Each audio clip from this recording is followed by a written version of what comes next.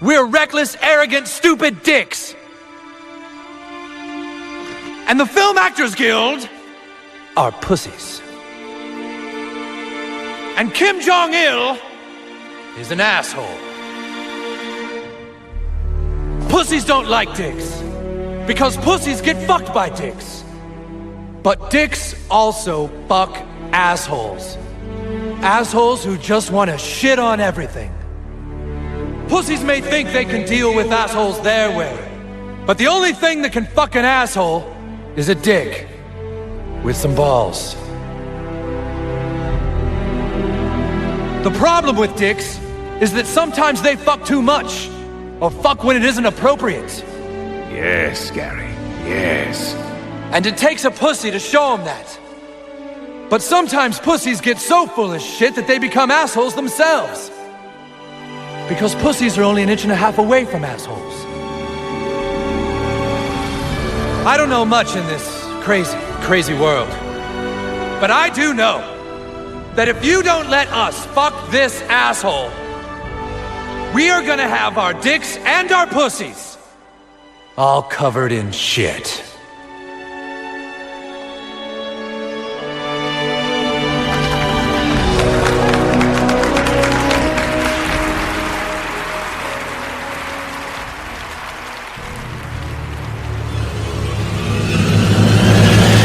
Groovy.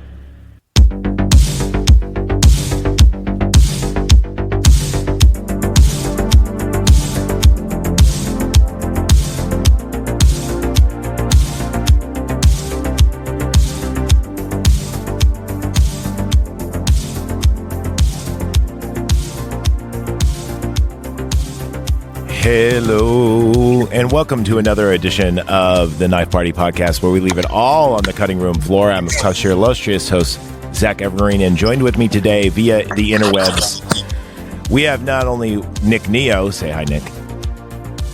Hello. All right, but we also have Jeff the Tech that makes the show all possible from his end. Oh, sorry, ruin your day again. Oh, yeah, he's ruining my day, ruining the show. Oh, no. Everything's on the channel, apparently. I know everything's a mess. We'll persevere.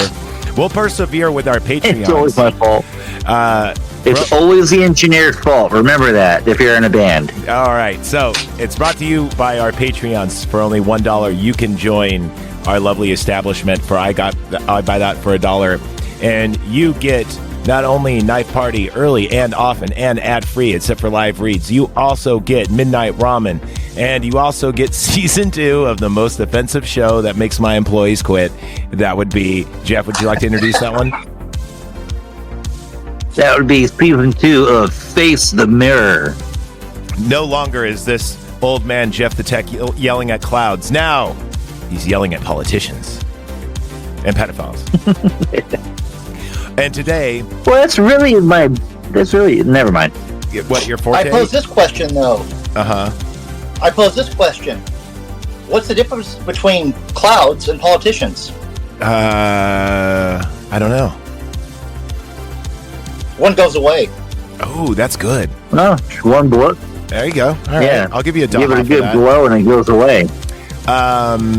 Or that's how they get into power. Anyway, so also for $5, if you want to find out the truth of what we're talking about, and you need to get on our $5 members, and that's where all of our shelf material and also not safe for work stuff, such as Slime Wreck Radio, and of course, Knife Party After Dark. After Dark is on. I think I messed that up. Sorry. Yeah, I know. You were there in spirit. And also, if you want to stop the bike, be on the show, collect sweet merch, it's only $20. And it's a lot of fun. As we're going to have today, talking about Team America World Police. So one of my favorites. I haven't seen this movie in so long. How about you guys?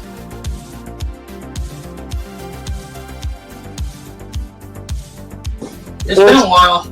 It's been a while. It's been probably a couple years since I've seen it, but I've seen it probably a dozen times. Yeah. You know, you kind of live off of DVDs when you don't have cable for 5-6 years straight. No doubt. So I has only seen this movie, I think this is my 7th time seeing it. I remember seeing it in theaters, and I want to say I saw it in theaters twice. Because I saw it when it came out, because the movie theaters next to Moylan's was playing it, and so I saw it then. And then I think I saw it again, believe it or not, with a different group of friends. And then after that, Dad bought the DVD, and we still own the same DVD. Am I the only one breaking up here? No, hold on. Chill out. It's because I'm on a different website. The problem about these interweb things, if I'm on a website looking something up, it'll break things up for a second. So just bear with me. Okay. Yeah. So I was looking up the stats on this. So anyway, Dad bought the DVD of this, and it was the unrated one, and we were like, Jesus Christ. Like, they didn't add in much, but they added in some stuff. The good one. Yes. Okay, so yes, the good one. This actually got pretty even scores. I can't believe the critics actually gave this a 77% on Rotten Tomatoes. That's actually, you would think it would be much. They didn't like it? 77 actually for this kind of movie, I think, is actually a good rating. I mean, because this really isn't like a critic's darling, if you know what I mean. It's like no Lady Macbeth or anything. It's team. Yeah, you kind of have to be a South Park fan to be a fan of this one. Not only that, they shit all over the Hollywood Blue in this movie, and you would think that that would have lost them some points, but no. I mean, so even like apparently Helen Hunt even liked the movie, and Matt Damon liked the movie, and there's an internet rumor that Matt Damon plays himself. Matt Damon. That's what a lot of people say, and also they make fun of George Clooney, and George Clooney was on South Park. Of course, they made him just bark like a dog the whole time, but still. But no, there's an internet rumor that Matt Damon actually was the one going Matt Damon the whole time. But if on the credits he's not credited, it says Trey Parker and Matt Stone both play Matt Damon, which is interesting. So obviously written by Trey Parker, Matt Stone, directed by Trey Parker. And apparently this movie took years off their fucking life. Like all the miniature sets. Yeah. Oh, you know what? I've heard the fucking labor that goes into shit like this, especially like claymation back in the day, like Rudolph the Red-Nosed Reindeer back in the day. Like, it was brutal. Yeah, because, I mean, you could spend all day getting one shot, and let's say, like, all your backdrops in this were made for this movie, right? So it's not like they cheaped out. Like, every set is immaculate in this. Not to mention, they actually use marionettes, like real marionettes with strings. So people had to learn how to do that, or they had to hire someone that knew how to do that to act them out and do all these like coordinated things on camera. Like, it's no small feat. Yeah, no doubt. And also, too, you could tell to be funny, sometimes they didn't want them walking normal. Like sometimes they walk hilarious. And you could tell that's probably either Trey or Matt was like, I want him to walk funny like this, like, like it's almost comedic when you see them walk at times. Like there should be a sound effect, like yakety sax. Yeah, there's a couple of times they purposely did that. Mm-hmm. But the sets are great on this. All the vehicles are great. It has one of my favorite special effects ever, which is the Panthers. We'll get into that. Did you know the wardrobe for the marionettes was super expensive? Kim Jong-un's glasses cost something like $2,000 to $4,000 to make. What? Yes, because they were real, like the way they magnified and whatever, and they were big and heavy too, and like they kept falling off his face. They had to be like super adhesive to like the actual marionette, a lot of the props too. They were like, if you look at like when Paris gets destroyed in the beginning, it's like, wow, that's a lot of like mini squibs and explosions and stuff. That wasn't CGI. At least I don't think it was. It didn't look like it. That's true. No, there was no CGI in that whole movie. Yeah, not one bit. I don't think there was. Yeah, exactly. And if it was very, very cleverly disguised. So, and I think even like the blood and stuff was practical effects. And in the and the poop as well. All right, so the audience gave it an 80. Where do you guys stand on this? Honestly, it's one of my favorites. I keep it up there with like Dumb and Dumber and Ace Ventura. You know, like my old stoner day, movies. Yeah, it's right up there. Movie. Guilty pleasure movie. Yeah, if it's on, I'm watching it. So, what number would you give it? What would you rank it? Out of what, 100? Yeah. You know what? Because of the fact that they purposely do it in a way that they know they're being ridiculous, they know exactly what it is they're doing. I'm actually putting it up pretty high. I'm going to give it a 95. That's very high. Very ambitious. It's because they went into it knowing exactly what they were going to do, and they did it, and it's funny as hell. You can't deny that. No, and it holds up, and it's almost 20 years old. That's another thing. Exactly. Because they knew it was going to be cheesy and campy, but that's what they wanted. And also the script, when you go through it, it's a perfect 3-act movie, and it goes exactly how a perfect 3-act movie or a play should be written. So you got to give it credit for that too, and all the hard work and blood, sweat, and tears. But on top of that, the uniqueness of this movie. This movie has a very unique factor, right? So I want to throw that in your heads too. All right, Neo, how say you? It's been a minute. But again, it's definitely a guilty pleasure movie. I would have to say solid 88. Solid 88. Okay, I went a little bit lower than you guys.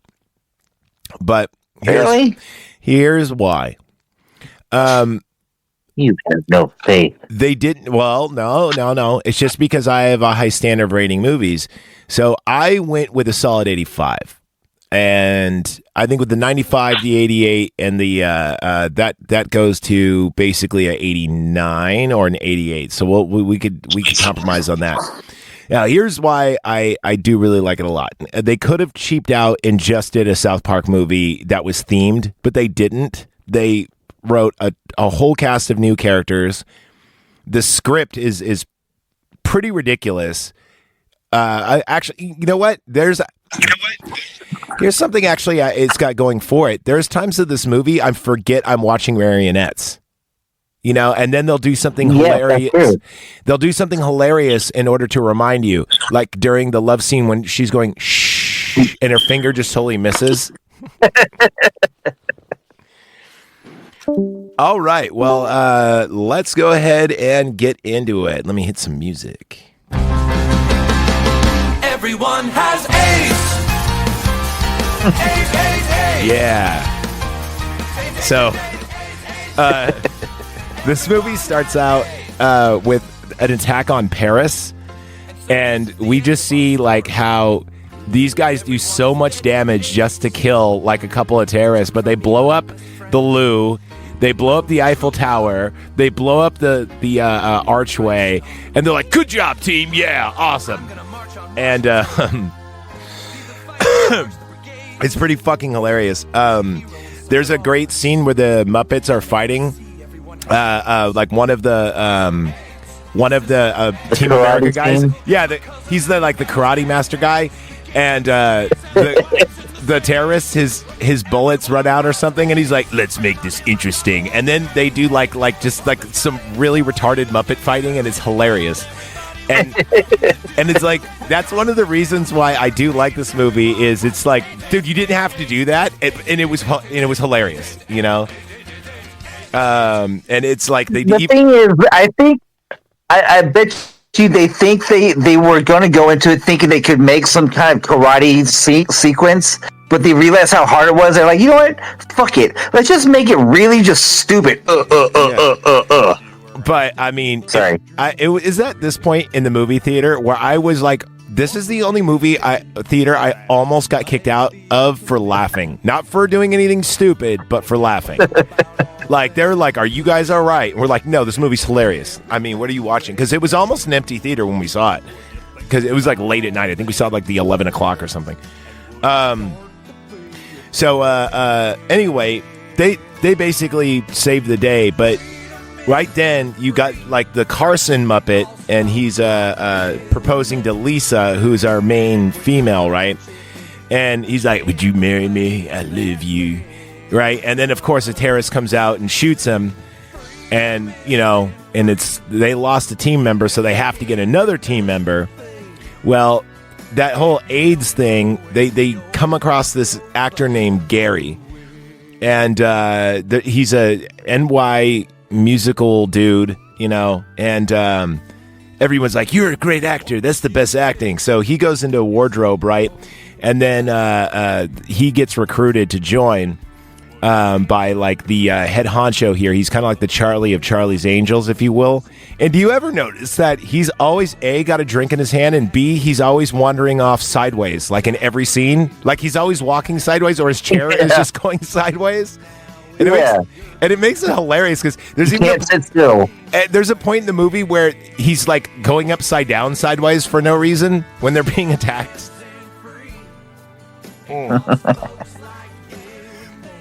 So he's like, Gary, come talk to me in my limo. And they get in this limo, and he's like, I'm not going to suck your dick. Oh, I see. You're gonna have to suck your dick. Yeah. And he goes, Gary, get in the limo. I'm not going to fuck your mouth, Gary.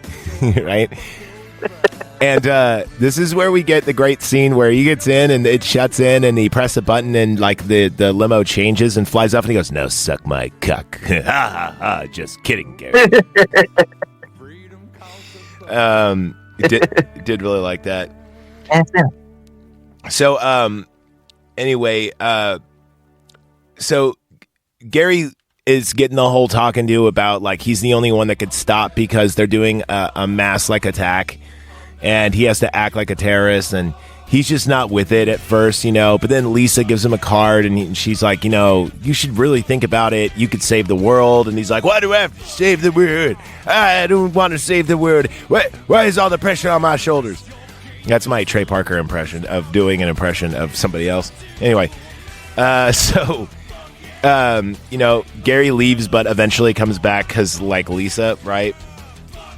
So, Then we see our bad guys was his Kim Jong-il. I wrote down Kim Jong-un because I forgot that his... Yeah, it's been a while, huh? It has been a while. It's Kim Jong-il, and I totally forgot about that asshole. So right? This movie's kind of like I would say a time capsule of like politics of the early 2000s. Because it makes a lot of fun of like George Bush's war, like mongering crap. Yeah, there's a lot of that, and there's also a lot of like remember. I mean, they still do it to this day, but the Blue Hollywood when they were all about like, remember Fuck Bush and the Dixie Chicks and all that stuff and Green Day wrote a whole album that they stole from The Who called American Idiot about it. Like, it seemed like the Hollywood Blue, like, were really, really, really, like, angry and fucking ravenous about, like, Bush. So, I mean, nothing's changed, but... At the time, yeah. At the time, but, Yeah, I mean... Moving along. So, yeah, people got to remember, because, I meet a lot of people in my life right now that don't remember 9/11. And, there was that really... That really split the country, where it was like everyone had American flag for about 3 months, and then Bush came down the plane and said, mission accomplished. And then, and then that's when people started to hate him. I think it was around that time anyway. But we did have 3 months of solidarity as a country, so that's good. Recently, it only took like 3,000 lives. Yeah, recently we had an assassination attempt, and for 3 days we had solidarity, and now it's back to fucking crazy shit again. Anyway, regardless. See, that's why I thought this movie would be wrong show. This movie would be perfect for Patriot Month. I knew it was going to cause ruffles and feathers. Luckily, we don't really have to worry about that anymore. But still, that's what happened. And oh yeah, it might be a little brutal. There might be a little venom. So little. Oh, come on, man! I'm not naming names. Hey, man, it's not like it was instigated. It's responsive. That's right. I mean, I'm not like Randy Orton circa 2003. I'm like Randy Orton circa like 2015. That's how much venom I have, just a little bit. So anyway, he does come back and Hans Bricks. So remember, oh yes, Hans Bricks. Dude, Hans Bricks. And I love it because it's like, why don't you move over, please? Why don't you move over a little bit over, please? Like right here? Why don't you move over a little bit? Like right here. And he's like, yeah, fuck you, Hans Bricks. And he presses the button and Hans Bricks goes. Dude, by the way, how awesome is the set of Kim Jong-il's like castle? Like it looks like perfect. It is. Like I can imagine why they and this movie doesn't skimp on sets too, right? Like I mean, there's tons of sets in this movie. It's not like there's just 1, 2, or 3. It's like every single act introduces 1 or 2 new sets, and they're all fleshed out. Like they don't look like cardboard boxes that you would make like a mobile. Remember those? You do them in school. You get a cardboard box. Yeah, like even like I know I'm jumping the gun a little bit here, but like even the alleyway scene, like after the bar, I'm not gonna give away what I'm talking about, but even like the alleyway that they did that stunt in, like it looked like a real brick and concrete alleyway. But it was small scale. The funny thing that you mentioned about that alleyway, I was just about to bring up that bar and alleyway scene. Is like everything from the jukebox to like, the cobblestones look perfect. They look real, And I think that's really what makes this movie great is that, and it makes you forget you're watching a movie or forget you're watching marionettes rather, is because there's some times where you're like, holy shit. Like, your brain just goes, oh yeah, that's an alley. Oh yeah, that's a bar. Right. So anyway, after Hans Bricks has failed to Sharks, I believe they do. Let's see. That's basically when they started bringing in and celebrating the new hire, right? Yeah. But isn't that when they started bringing Gary in? No, not yet. Hold on. Okay, so let's see. He has to travel to. Gary first has to travel to the Middle East, so he goes through extensive tissue therapy where basically they just like glue pubes to his face and color him brown. Probably the most offensive thing out of this whole movie is that. Like it's I think so, yeah. But and then it's funny because when he's about to go off and he goes, Gary, if you get captured, you may want to take your own life. Here, take this. And he hands him a hammer as a suicide weapon. And of course, like the secret. What's funny is you do that voice really well. Thank you, Jeff the Tech. I've been listening. Now suck my cock. Anyway, so the funny thing about it too is the secret signal in case he gets captured is just to throw his arms up and go ah, like it's so ridiculous. I mean, it's me. Yeah, he's saying, "Kiss me." Oh, that motherfucker! That scene's coming up, so they totally steal the whole Star Wars bar scene with the music and everything. And he's like, "I'm a terrorist. I'm looking for some." Keep going. I'm just doing the music. He's like, I need to find some other terrorists to get involved in some terrorist action with. Is there any terrorist attack plan for this terrorist? And they're like, then there's some like Ukrainian or German guy or Russian guy or whatever, and they kidnap him for a second. They're like, what do you know? How do we know you're for real? And he's like, hold on, I wrote it down. He goes, the infidels fired upon the oil fields that day, and they lit up like the eyes of Allah. Like the eyes of Allah. And I put a jihad on them that day. And if you're not careful, I'll put a jihad on you too. Right? So they're like, all right, you're in. And then they get attacked because Team America are not being very subtle outside. They're sneaking around and just shooting and shit and like not being stealthy whatsoever. And they have like fucking miniguns. And part of the joke too is all their suits are like mylar, like reflective fucking like aluminum foil looking fucking suits. White, silver, white. Exactly. And like red, white, and blue. And of course the girls have pink camouflage just cause. I love that. Anyway, when you get to that certain scene, let me do the speech that he gives. I actually have it memorized. Okay, I will. Neo, anything from you? You're a little quiet over there. You all right, guy? I'm fine. Oh, okay. I'm just enjoying the view in Cairo. Oh, got it. So, yeah, in Cairo. That's in Egypt. There's a getaway scene where they're trying to get Gary, and they can't tell it's not Gary because he's such a good actor and he's got pubes on his face, even though he does the signal, and that's the kiss me. So they go through like a missile battle and everything else. They destroy a pyramid, they destroy the Sphinx, and they destroy even more sets. And then Lisa's like, no, that's Gary. So there's like a slow-mo of her jumping and saving him from the Jeep before it gets blown up. But it does, and it gets blown up by like a device comes down and flips over the terrorist car, and there's WMDs in it during like a chicken, you know. Anyway, it's a hilarious scene. More destruction. Good times. All time. Yeah, they just ruined. And in like a 24-hour period, they just ruined Egypt and France, and Paris rather. So, dude, you know what? I messed up. The speech I was talking about was like when he got into that bar, that Star Wars bar. I'm totally way behind it. Never mind. Forget what I said. Oh, what was the speech where he's like, "I put a jihad on you"? That one? No. When he had to get entrance into the bar itself. And he had to get past the guards and like tell him, that's scary.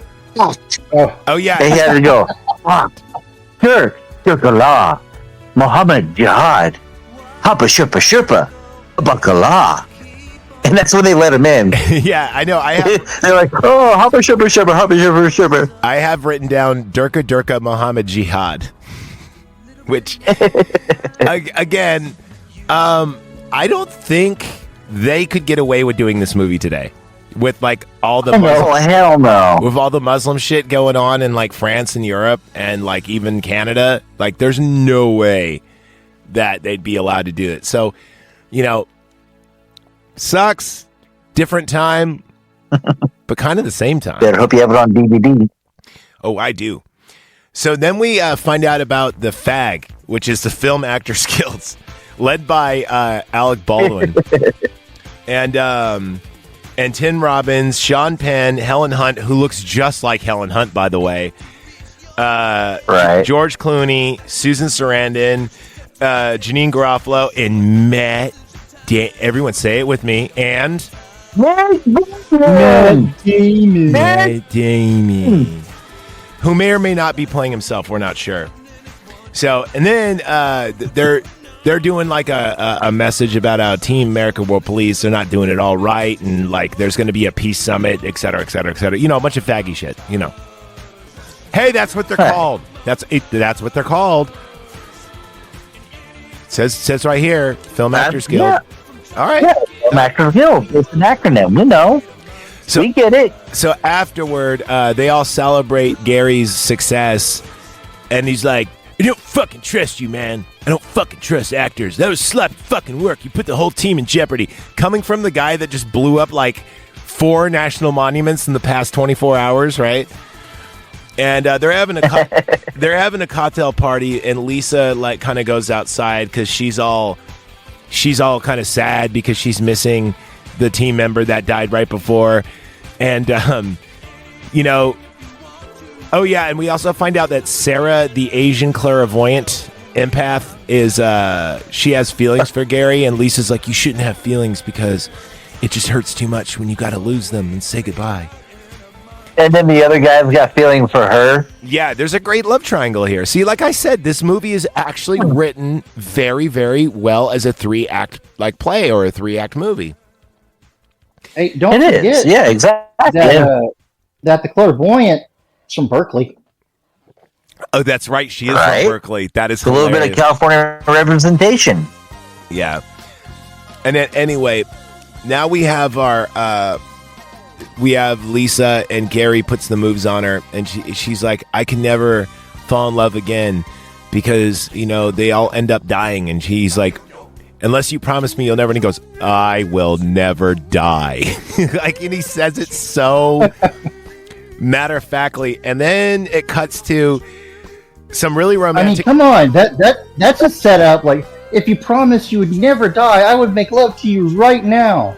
And he's like, I promise I will never die. And it cuts to if you ever had a friend that had Barbie dolls or a sister that had Barbie dolls where you just make them fuck. It is a gratuitous. Did you guys see the ultra long version with the scat and the piss?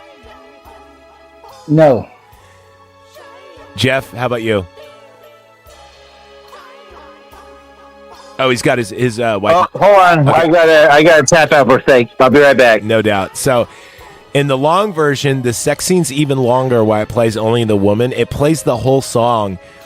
And at the very end, you see him piss on her head, and then you see her take a shit on his face. And you can imagine it because it's these marionette puppets. So, yeah, you could probably look it up on YouTube. But, one of the scenes they cut out of the theatrical release, and but it's so damn funny. It's not perverted or disgusting. It's just so wrong, and it's just the throw up scene later on. Uh-huh. Imagine that, but with pee and poo. It's almost the same. All right, All right, you're good. I know I'm jumping ahead a little bit, but I got to hand it to Gary, though. That's some quality power bomb. Dude, right? I mean, that booting, that was amazing booting. So anyway, let's see.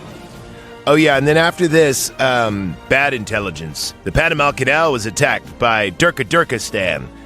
So it goes to Panama, and they get bombed by terrorists, right? Durkistan, apparently. And then they have to go, see what's up. So team fallout. There's a huge team fallout because Gary feels too much pressure, and he's with Lisa, et cetera, et cetera. And so he, just bails. And then when he bails, he just goes and gets drunk and does soul searching and such. Meanwhile, Michael Moore from the Film Actors Guild does a run-in terrorist attack on Team America, detonating himself and killing almost, that doesn't kill anybody, but damages the base very much so. And now we have the counteroffensive. Let's see. Oh yeah. So while he's doing Gary, that is, doing his soul searching, he meets this this drunk guy at a bar, and that's where the whole assholes, pussies, and dicks speech comes in. You recall this, right? And then he asks for another drink and spills it, and he's like, "Get out of here, you drunken lowlife!" And he goes outside and throws up for an enormous amount of time. They really hammered it home to the point where when he's done purging, they show a shot from him above, and the vomit spill is twice as big as his silhouette that would be his body. That's the scene that you were giving him a thumbs up on? Oh, yeah. Okay, so anyway, after this, right, we have the Film Actors Guild, they, along with Kim Jong-un, to a giant, peace summit thing that they're all going to do. And, and obviously they're being duped. And then Team America has like their own fallout, but it's also a dogfight at the same time, where you see all their vehicles be destroyed one by one as they're having internal monologues. Did you ever play the game Wing Commander? Nope. So, it was a game. It was a computer game called Privateer that was later Wing Commander, but it was a space game. It's kind of like Battlestar Galactica. But anyway, it reminded me of that because in the game, it was a role-playing game, but it was also a piloting game. So when you weren't in the cockpit, you could walk around and talk to like your flight members and build relationships with them, like a la Baldur's Gate, you know? And during the flights, the missions, they would respond to you depending on what your like meter to them was. Now, if you were yes, I'm back. if you were dicks to everybody in your party, it would end up like this. So as they're doing this combat strike, their counteroffensive, they're all infighting. Sarah's mad at Lisa, right? The good old boy from Nebraska is mad at Sarah because there's that love triangle there, and he's into her. And then she never notices me. yeah, so they're all kind of, there's a whole fallout going on now. But they all get taken down one by one, and then they all get captured by Kim Jong-il, and they're being tortured, you know, and at this point, it looks like that, like Team America is just going to self-detonate, right? You know, they're gonna explode and die. But then Gary, it's crumbling. yeah. But then Gary goes on a soul-searching thing where he rides his Vespa around. And the song Pearl Harbor Sucked and I Need You plays, which is the best song. I love that song. It's the best song on the soundtrack. Even better than America Fuck Yeah. Hell yeah. It's such a great song. So anyway, great montage. And it's making fun of Top Gun, but doing it in such a great way. Right? So after that, to prove his loyalty to the team, he comes back and he's like, "What happened? Michael Moore attacked us when you were left, and now the team has been captured. We're going to have to self-destruct and destroy Kim Jong-un." He's like, "No, there's got to be another way." And he goes, "There was no other way. You left." And he goes, "But give me a chance before you destroy it. I'll make it right." And he goes, "All right, Gary, I remember the first time I met you. You thought I wanted to fuck your mouth. And now you're going to have to prove it. Suck my cock." And he goes, "What?" And he goes, "You heard me, Gary. Suck my cock." And then you see him like pull down his pants, and then there's just an awkward silence, and he goes, "There's got to be another way." And he goes, "Get up, fine. I guess you don't care about the team." And he goes, "Okay." And then you see him close his like marionette eyes and just go down, and then the general closes his eyes, and then this like uplifting music plays. And then he gets back up and he goes, "Let's get you cleaned up." And then they have the training montage. And of course, the song explains it all. You know, where at first You're gonna need a montage. Even Rocky had a montage. Exactly. So now after that, like, right, you know, Gary gets to North Korea and he's like a Jedi master, figuratively and actually, because he's like Durga Durga, and he waves his hand and he's got like the whole like black shroud on, and they're like, yeah, you can go ahead in. Anyway, so now Team America, it's totally Jedi. It's totally Jedi. He's going Kim Jong Il, sorry, Il decides to torture them one by one, except for Lisa. He's like, "You will accompany me in my box to watch the whole world dissolve," right? And but he feeds the other two to his panthers. It's hilarious because they're the cutest little black cats, and they're like little kittens too. Raven. Yeah, they do look like little raven. But it's great. And then when they're being attacked, Susan Sarandon is feeding him to the kitties, right? And then Sarah, the empath, goes like, don't worry, beasts. We're not here to hurt you. And then the guy's like, that doesn't fucking work. You know it doesn't work. It's all made up. And then they like listen and they break through the glass and eat Susan Sarandon's face. And then now we have Alec Baldwin goes, take him down the fag way. And Helen Hunt busts out with like a Tommy gun or something, right? Yeah, and then AK. an AK, and then you have like a great shootout, and there's gore here. Like when the puppets get shot, they explode, and there's tons of blood, and it's like Mortal Kombat, like rated G. But the greatest thing, and they're all fun little mini battles. But my favorite one is where Susan Sarandon is covered in like a viscous oil or gasoline, and he goes, "There's one thing I forgot to tell you, Miss Sarandon. I'm a smoker." And then he flicks a cigarette, and of course she goes up in flames, and it's like pretty brutal. Finally, during like Alec Baldwin's comes up and is like announcing this World Peace Summit.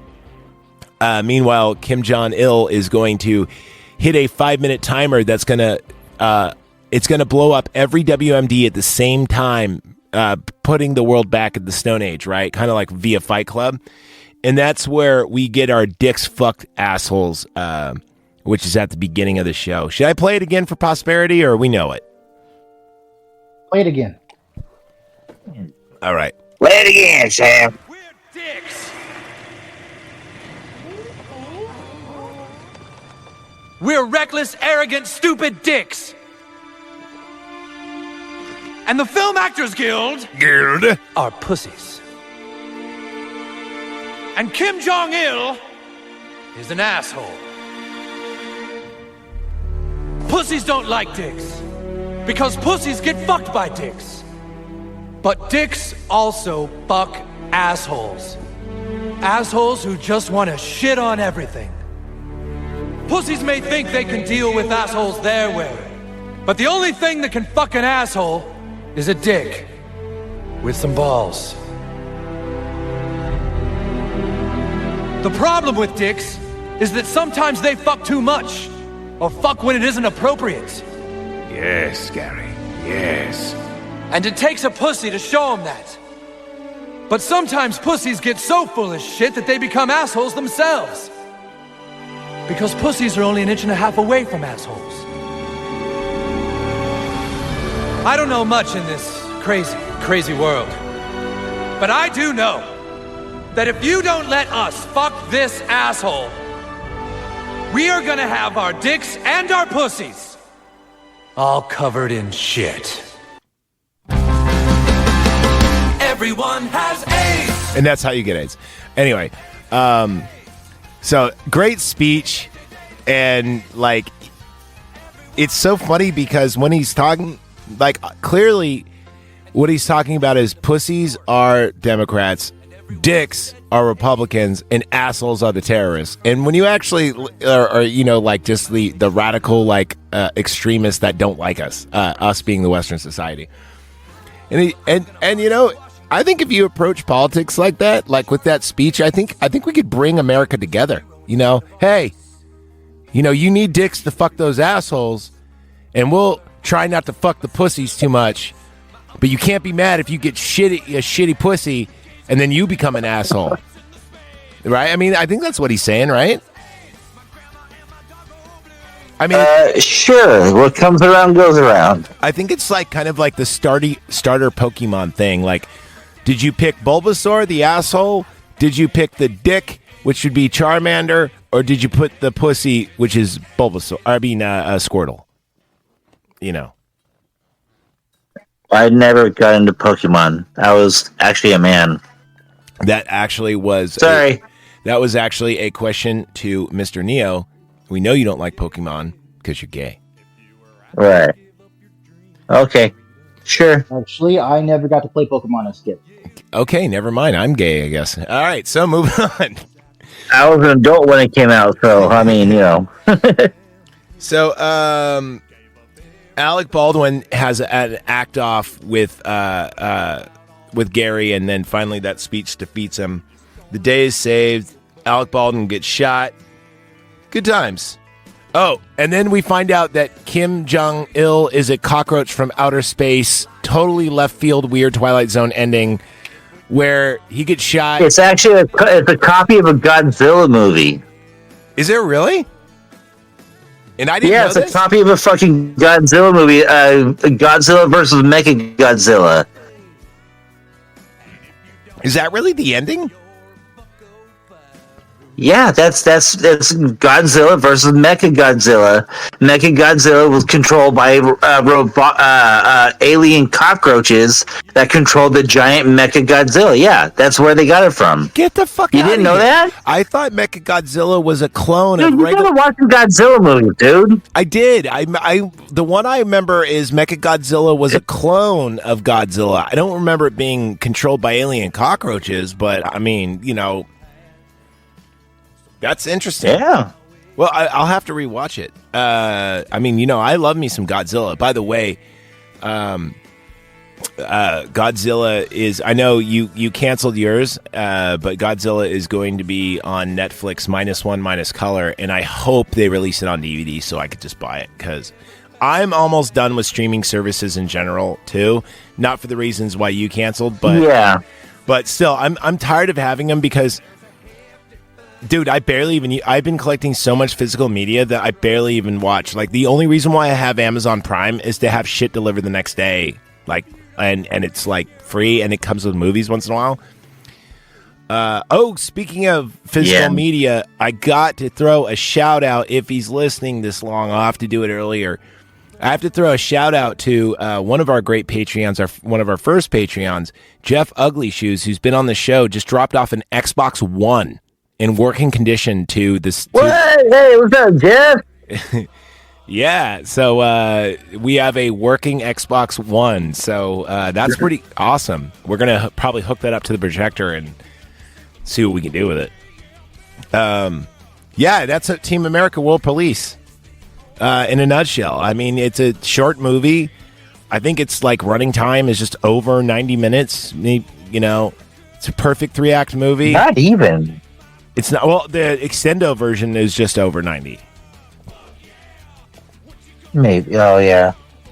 I think there's like 5 or 6 minutes worth of like more additional combat and racial slurs and stuff. You know. All right, so let's get some music in here.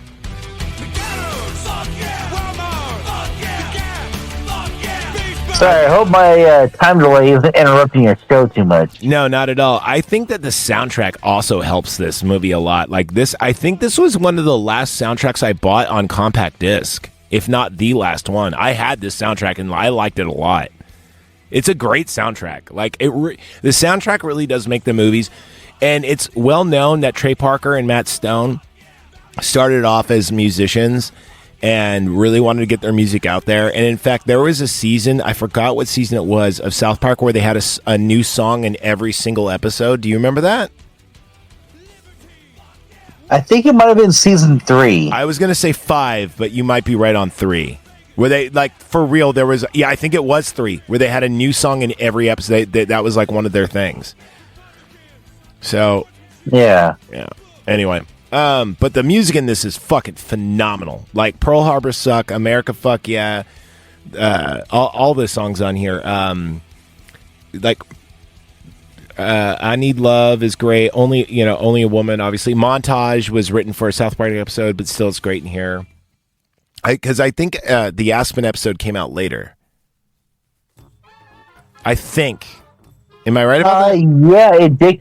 No, the montage song debuted on Team America, I think, and was reused on South Park. Oh, like 2 years later. Okay, that does make sense because I do remember the Aspen episode is where it was used in South Park.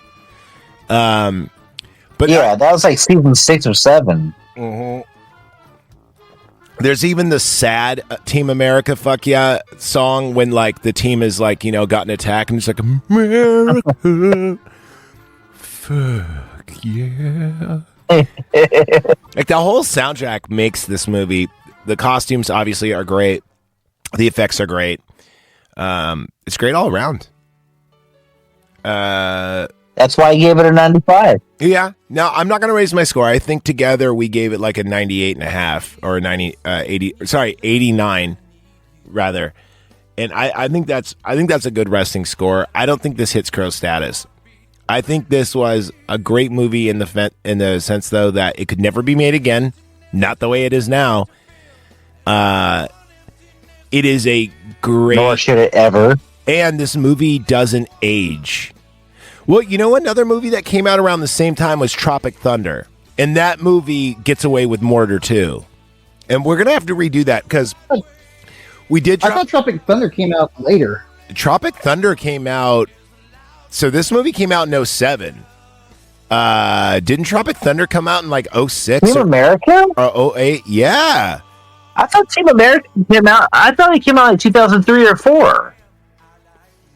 Huh. Let's take a look. I don't think it was. Yeah, you better double check that. I'm pretty sure it came out before that.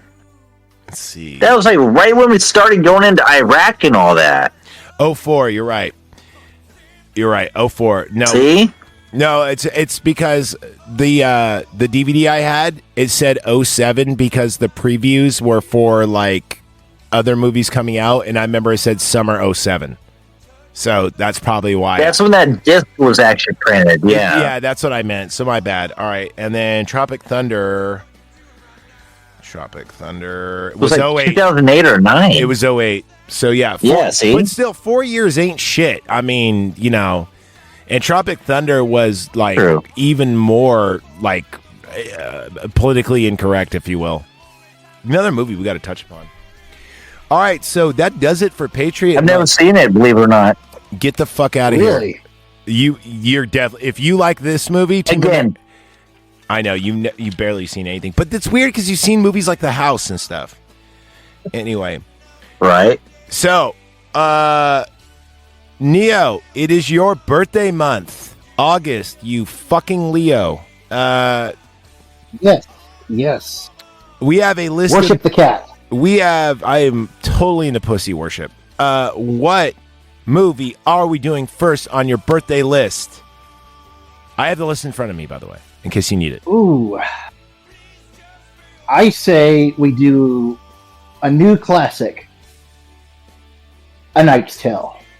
I had that written down first. I knew you would do that. We are doing Heath Ledger. Wow, 2 Ledger movies in a 2-week period. That's never happened. You know, since I personally accidentally chased off a member of your show, you might want to send me these lists so I can get caught up. And that might actually give me and my wife something to do. Watch some movies that are participating with the show. You might want to send me that list. Yeah, and you know you're always welcome to actually sit in studio as you do to do them. But Falling Down is your homework there, Jeff. You need to watch that movie. Oh, by the way, did you borrow The Patriot from me? I have The Patriot. I know The Patriot. I've memorized The Patriot. Okay. Don't worry about me on that one. Oh, okay. So I let someone borrow it, and my dumbass didn't put the disc in because I found it in my PS5, and I'm like, fuck. So whoever I let that borrow, it's like, sorry, dude, here's the disc. Maybe you should have this so you can actually, I don't know, watch the fucking movie. So yeah, we are going to do A Knight's Tale with Heath Ledger. After that, so we've been doing theme months for a while, but I think it's smart anyway to tell our audience what we're going to be watching, so that way they're excited and they can watch it with us too. After that, we got Mars Attacks. And love it. Haven't seen it dude, I haven't seen Mars Attacks in 20 years. Easy. I don't think I've seen it since. I think the last time I saw it. I love that movie. I put it right there with Team America. And you know what's funny is a lot of people have not seen it and didn't even know it was directed by Tim Burton. At least our co-host had no idea. And I'm like, are you fucking kidding me? How did you not know that? And then we are revisiting a Jonathan Free episode, but Jonathan and I did cover it, but this is going to be a recut of Return of the Killer Tomatoes. Starring George Clooney. Well, I got good news for you, Jeff. Did you know you can go on YouTube right now and watch it for free? ad-free. Oh, really? Yep. Because cool. Because Return, not Attack. Return of the Killer Tomatoes.